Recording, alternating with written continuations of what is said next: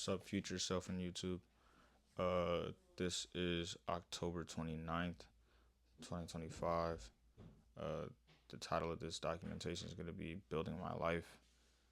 For starters, through the last week, I applied to my first tech job that I have done in a while. I haven't applied to one since I lived in Kansas, which was 2 years ago.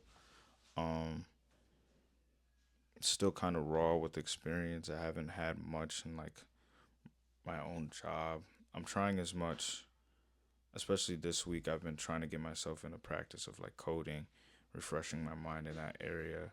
And although I've been running into roadblocks, me overcoming them has made me feel a lot more confident in my experience, and my expertise.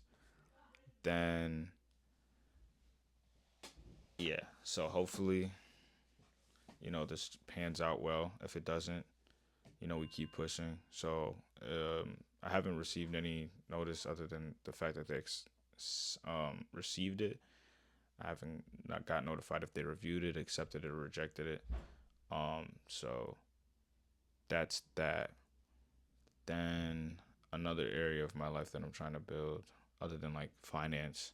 So yeah, that first part would be like dealing with like my finance and I guess passion, because I was low key scared submitting that application, and then I feel like I gotta tweak my resume, because I am underqualified, but that made me look way more underqualified.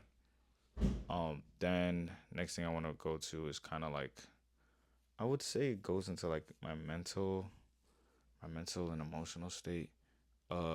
Building my community. Um, my pastor.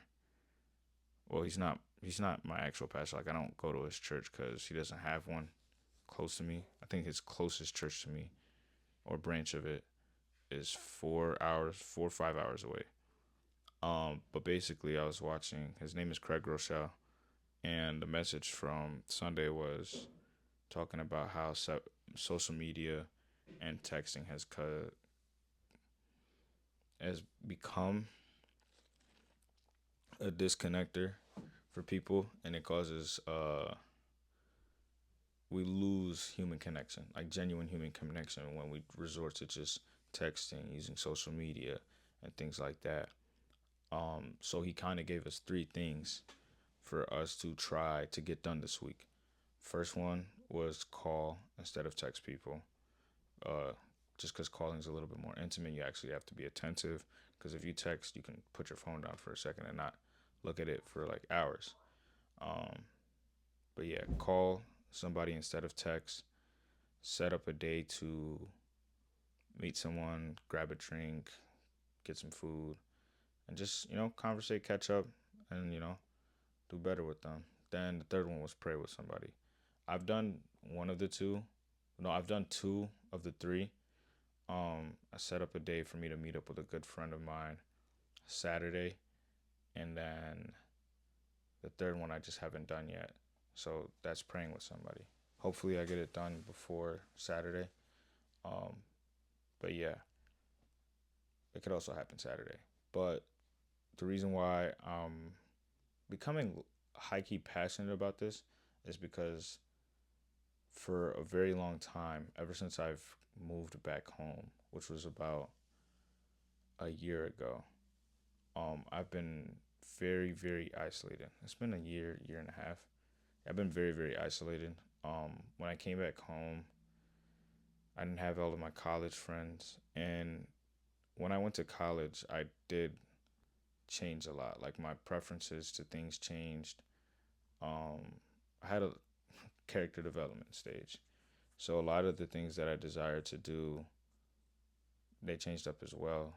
And some of my friends that were back home, their minds were, sad to say, kind of the same place that I left it, or they were just moving in an area that I just didn't want to go to.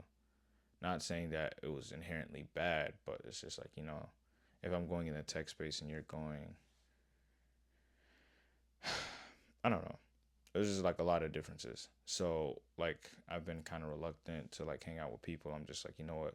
I'm gonna make myself busy, which I haven't been fantastic with, but just kind of get myself to do my own thing, and then whoever comes around comes around. But I feel like me being passive about it has caused me to sit in isolation longer. I need to be a little bit more aggressive with hanging out with people that are more in the direction that I want to be in, or like who I would want to have in my community. Not even just for myself, for like, and for instance, like a future family. Like, who would I want to be like a positive, be in a positive village for like not only like myself and my spouse, but like my kids. I want positive people around my kids that my kids could look up to, have fun with, and things like that. So, yeah, I've been trying to actively build my community. Was a little scary, was a little intimidating. I'm not gonna lie. Calling people out of the blue and just trying to catch up with them. But all of the conversations that I've had went well, and I'm happy to say that um, I got started on that.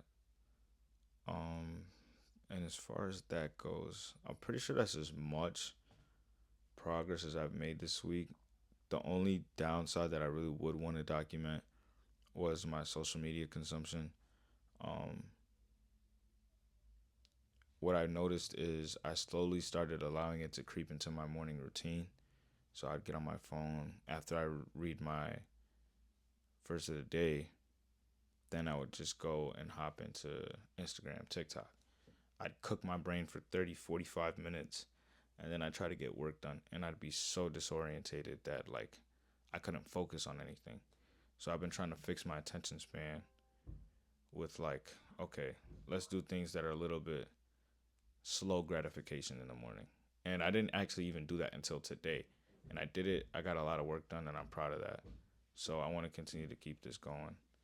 Um, and yeah, that's pretty much as far as it goes. Hope to update you guys next week. Uh, yeah, my future self and you guys who are paying attention to this journey. But yeah, much love. See you.